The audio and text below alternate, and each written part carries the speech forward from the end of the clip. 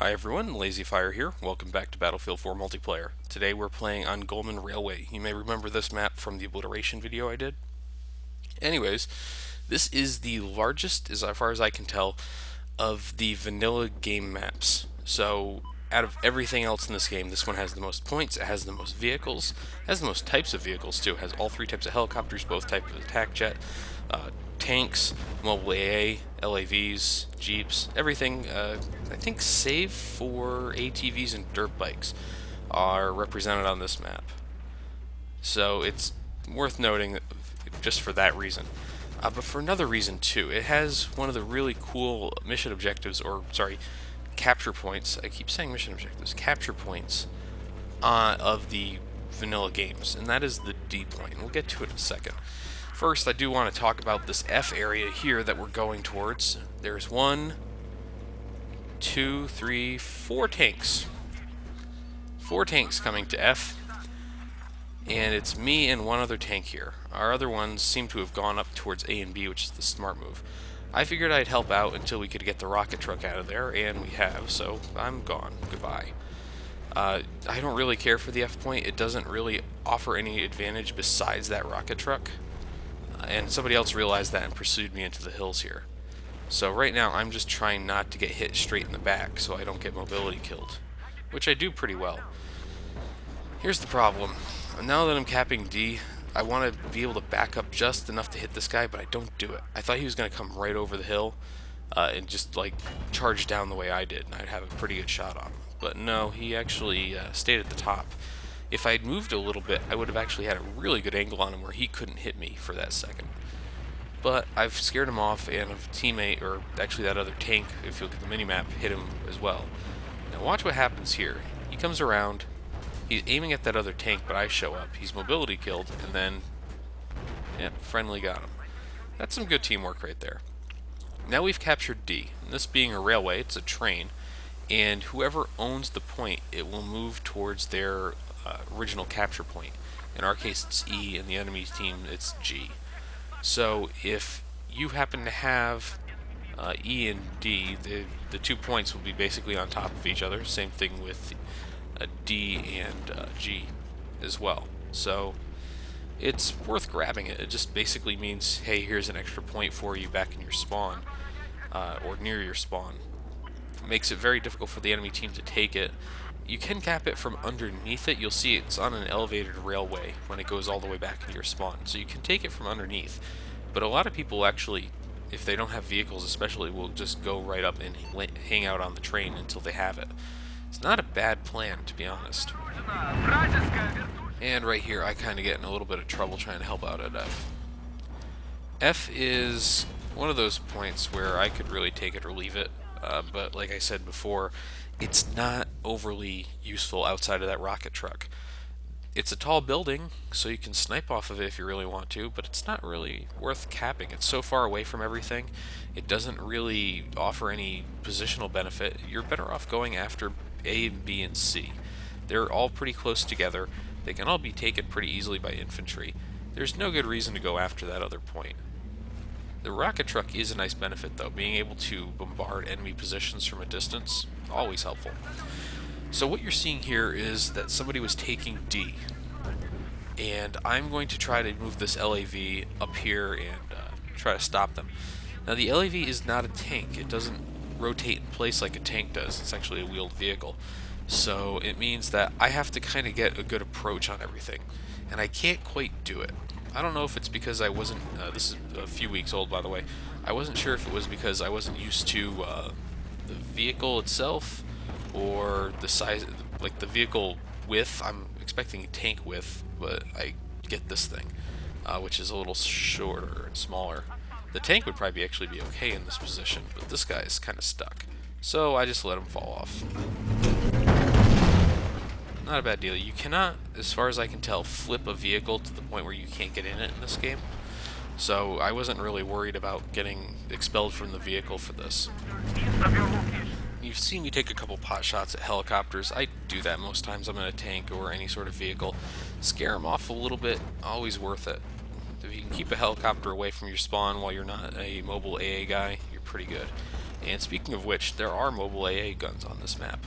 So that means that you're probably going to have at least one person on your team hanging out in spawn most of the time. You can see they took D and then they're getting away. They're not trying to take E. They're instead sticking with the point. This is actually pretty smart. You can see if someone tried to assault them as an infantry member, they would get a faceful machine gun here. Whew, you don't want that. That machine gun is actually the one that's on the Jeep instead of a minigun that's on the helicopter. You can see it does no damage to me here. And luckily I've got a friend Hellbender here who's going to be able to get on this thing for me. There we go. And then I start firing at him because I don't realize it's him. I keep thinking it's an enemy that just won't die or it's a glitch. Turns out it's Hellbender. My mistake. I didn't realize he got out is the main problem here. And because of that, I kind of got shot in the back. That's my own fault. I still don't know where I got hit from, to be honest. I took 50 points of damage, so it would indicate that I got hit in the back with an RPG or by a tank, but I don't see what would have hit me. And it might have been a mine, actually. Interesting to note is that that train cannot be stopped. Once it's going in a direction, you can't slow it down, you can't stop it, unless you cap the point. That's the only way to stop it from moving. As you can see, it was on the move towards G, but because we capped it, it goes back towards E. You can really play a seesaw game with this thing most of the round if you try to. And here's taking out a tank with an LAV. Granted, it was pretty well damaged by the time I got to it, but I'll take it.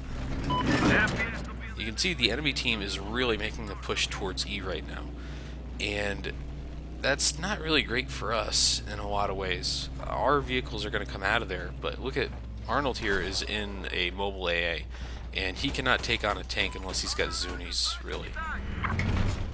Right here, he popped active protection, so I just waited for it to disappear and took him out. Like I said before, a lot of this is positional.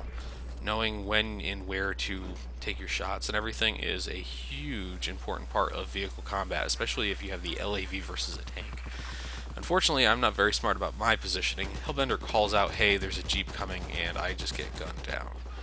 Luckily, he's still in it, so he can jump into the driver's seat and try to take these guys out.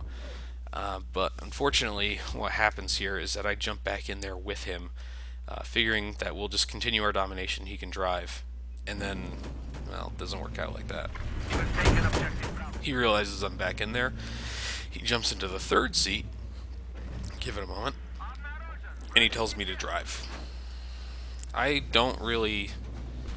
I'm not one of those people who insists I have to be the guy driving at any given time.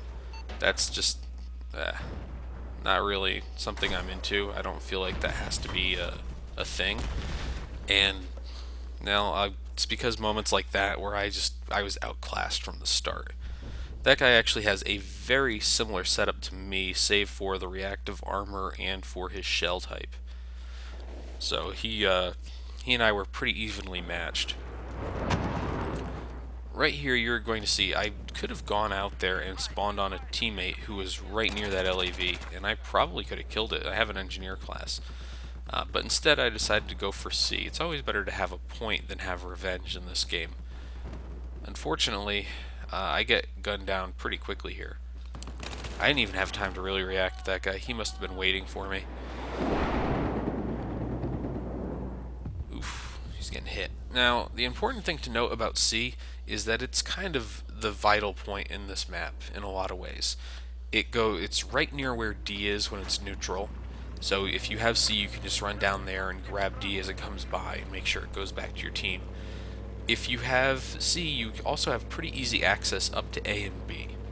A and B are kind of the important points on this map. They're really close together, and if we have one, you basically have the other, right? And here we go with my obsession with shooting down helicopters with the tank. Someday helicopter. But the interesting thing about A and B is that your team definitely wants them, even if they're the sniper type, because, well, they're where there's sniper positions up there. In the hills outside of A and B, there are some really good sniping spots that give you a lot of good oversight. So people will kind of rush up to A and B occasionally, and then you'll start just getting a bunch of people in the hills. It's really great. Here, I'm trying to hit this tank without getting too exposed. There are mines on that road, and I know this because I have a guy who's driving around an MAV telling us this. He forgot, and I'll explain it later, but he forgot that he could actually take out mines with the MAV. So, that's painful stuff. And you'll see later on there are mines all over the place. But yes, the MAV can shoot out mines, and he was just not remembering it. What he was doing was actually, this was a point where you could do something called math slamming. So you could actually, oh here, watch this. I'm really impressed with that. But watch the screen. Yeah, I got a road kill somehow. I don't quite know. I don't think I ran over somebody. I think I actually, I think what happened there was that when the helicopter went down, it crushed somebody, possibly the driver who jumped out at the last second. But that's always fun. But you can see lots of mines in this area. This is actually a pretty good strategy on their part. It keeps me from moving anywhere, and it keeps them from having to defend it head on. So even if they don't have a tank up here, they have a good way to stop a tank. And it's such a narrow, small area that it makes a lot of sense to simply hold off on... yeah, fantastic. But it makes a lot of sense for a tank like me, or a tank driver, to back off, wait till they have backup and a good spread before they even try to take anything out there. Of note in this video is that I did cut out some pretty significant portions of it when I was in helicopters or planes. That is actually kind of boring to watch after I watched it. I considered doing the entire episode of everything, but nope, just helicopters and planes were taken out. Anyways, you can see Arnold's over here. He's actually piloting his MAV, and he has a SOFLAM down. So by putting those two items into play at once, he's actually able to laser target vehicles from insane ranges, basically across the map if he flies the MAV close enough. It was a glitch that they took out of the game at the same time they buffed DMRs, so a few weeks ago. And honestly, it was kind of a cheap glitch, but it was there. I have said it before, I'll say it again, that if they put a bug like that into the game, the players kind of are going to exploit it no matter what, so I can't really bemoan him for doing it too much. It was not a really well-known glitch, oddly enough. It was better known by goons, it seems, than by the community at large. I only ever saw it by one puppy once, and that was because he'd been playing with us and saw how it was done, and ended up on the other team. So I'm not sure how big of a problem it really was in the end, but still, you don't really like to see that that's kind of a thing. And the Sabo shells are kind of coming back to screw me there. I was not able to hit that guy, but he stupidly jumped out of the train. So, once again, these guys have captured this thing. We're just going to pull it back to us. There's no one in there right now. I've never actually spawned on D. I don't know what it really does for you. I've always captured it, and because it's back into the... it's basically in our spawn and at our gimme capture point, it doesn't really make any sense to me to spawn onto it. There's no added benefit to that. It's just a capture point to have that you can basically hold on to. So if the enemy team goes and takes B and A, and you have C, D, E, and maybe F, who knows, you can easily win a game. And that's basically how we do this for the large portion of the video here, is we just hold on to D and E, and then one of the points up there on the hill, and we're able to keep them at parity at the very least. But we do get sloppy around here. You'll notice that our ticket count starts going down precipitously because we start losing points. Once you have some points, or once you have a pretty significant lead, it's very easy to get kind of lackadaisical about holding on to that lead. And that's what happens in this case. I do not understand... I don't understand how that guy was surviving some of those shots. There was one shot that hit him dead on that just didn't register. Very strange. This guy came at me with a repair torch, and then switched immediately to a rocket launcher. You can see this area is a little bit intense, And because I have no explosives on the Sabo rounds, I just get completely fucked. Yeah, you saw that right there. A tank without a gunner is at times a little underpowered, especially in situations like the one we were in there, where the enemy is basically able to. And I decide to spawn over here instead of with Arnold. Anyways, the tank on its own sometimes can be a little underpowered, especially when facing infantry. That's why I still have the heavy machine gun on there instead of switching to a different type of shell or anything like that. Being able to gun down infantry without having a gunner is actually a pretty important thing. I'm trying to hit some of these targets that Arnold is lasing, but it's just not coming out. The SRAW here has a 350-foot lock-on distance, so I was not really close enough to hit any of these things. He's pretty far away, and these vehicles, as you can see, are really centering over there towards F. And I always think that's such a bad idea. F is a siren's call. It is not really an important, and I'll keep saying this too, it's not really an important point on the map, but it's in a good looking spot. It looks like it'd be a good spot to launch an offensive from. And because it's so close to their gimme point at G, the real idea here is that they'll just go from G, safely over to F and be able to capture that. That was a good Syrah shot. I can't complain about that. Hit him on in the run there over a hill. Now, what could have happened there was we repaired that thing and took a tank, but no, I decided to blow it up. I don't think Hellbender was actually an engineer either, so it might not have mattered. Now here's something. I was going to try to stab this guy, but there turns out to be a sniper over there. You can see it right there. Now, this is dumb of me. That I could have just slammed that thing into him, but instead I get hit with a rocket truck and then a sniper round. Hey, if he can hit me on the run like that, more power to him. I can't really be angry over that. And here we go. We're kind of winding things down here. I'm not going to say wound down.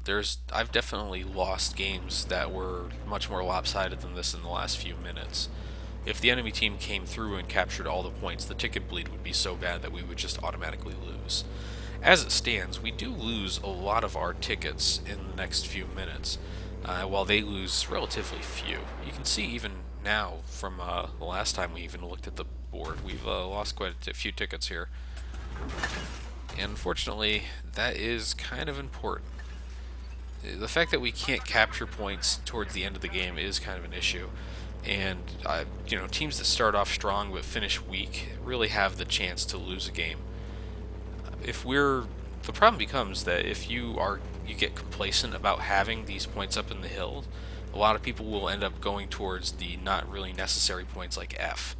So we end up losing points because we don't realize, hey, we should probably have those other points. You'll see me a lot of the time coming up towards these hills or giving squad orders to attack certain things. And I'm pretty careful about this. No. People spawning into Jeeps sometimes. But here you go. This is a good example of someone getting in a good spot for Overwatch on A and B. That's just smart play right there. There's another tank coming up here with me. Always good. Let's take out some mines. Arnold is still in the MAV. I have to remind him in this video and another one that he can take out those mines because they're everywhere, and I would really appreciate not dying to them. It's not to say I do die to them. I actually don't think I do in this entire video. I don't like to really toot my own horn, but I've gotten pretty good at spotting vehicle or mine placement. I can't really identify this tank at first. He missed me in the first shot.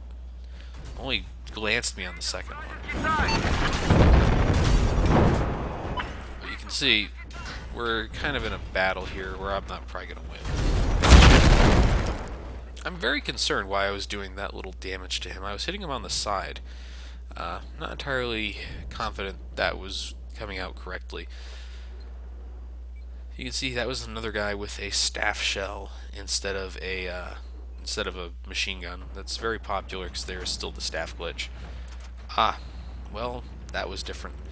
They're when I played this video, or when I played this game and recorded this video, there was a bit of a glitch where the heavy machine gun, when you had it attached to your tank, would about 9 times out of 10 actually appear right in your screen so you couldn't see anything. You could avoid this by jumping out of the tank and jumping back in, or by switching seats and then switching back to the driver's seat. It was one of those weird things. But you can see we're kind of closing down this game. We have more points than them easily. Actually, now we're only 1 point ahead. But that's still enough to cause enough significant ticket bleed that we'll probably win this as long as we don't lose anything. And you can see it go down there on their left. They're losing a ticket a second about. And that, of course, is compounded by anyone who dies and spawns. It was confirmed by DICE, the developers, that yes, it is when you die and spawn that you lose the ticket. So what you'll get at the end of really close games is people saying, don't spawn, don't spawn, don't spawn. That was bad. I got completely outflanked on that one. Oh well. Can't complain too much about that. If they outflank you, they outflank you.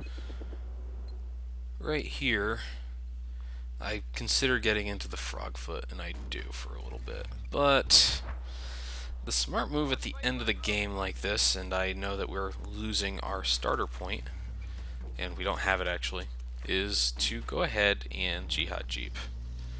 Why? Well, because look at them. They're flanking and they're covering it. It's just not going well. So we're actually down a point. This could actually turn pretty dire for us in a second or two, but we have people on E, which is good. And these guys were trying to unsuccessfully keep us in our spawn. Goodbye. I really wish I had kept the engineer class. I could have shot that down too, but hey, Jihad Jeep is a Jihad Jeep, and I get an anti-vehicle medal. Proof that I'm not a scrub. I spend a lot of time killing vehicles in this game, usually through C4, so RPGs and SRAs seem like easy mode sometimes. And right here, it's just a good firefight at the end of the match. You can't complain too much about having a couple of those every time. Now, you might have noticed that the Jeep that we were using survived when Hellbender was still riding it. You can't blow up a vehicle that your team owns or is driving, unless it's hardcore. So, you know, he survived, and we could actually reuse that Jeep for more purpose, but decided against it. Instead, we kill off that last LAV, we're able to take E, and we have 3 points up in the hills. Not a bad deal. You can see where D goes when the enemy team has it. It's pretty close to G, and basically you walk out of their spawn and it's there. I'm going to try one more time to get a laze target. A little too far away. But we're only 16 tickets out here. Not of vital importance to go ahead and kill that thing, you know? At this point, you know, when we have this many points, we can actually not even worry about ticket bleed. I can't believe that Jihad Jeep got him before me. We can actually completely ignore ticket bleed if we felt the need to, and just win off of kills this time. And there's enough people in vehicles that are kind of sitting ducks with this many engineers and support guys around that, you know, they're kind of screwed. And our tanks, of course, are coming out of spawn pretty easily ever since we took E back, and we only have C. Of course, if you look down there, most of my team is still concentrated over near F. So, but yeah, that's Golmud Railway. Thanks for watching, everyone. I'll see you next time.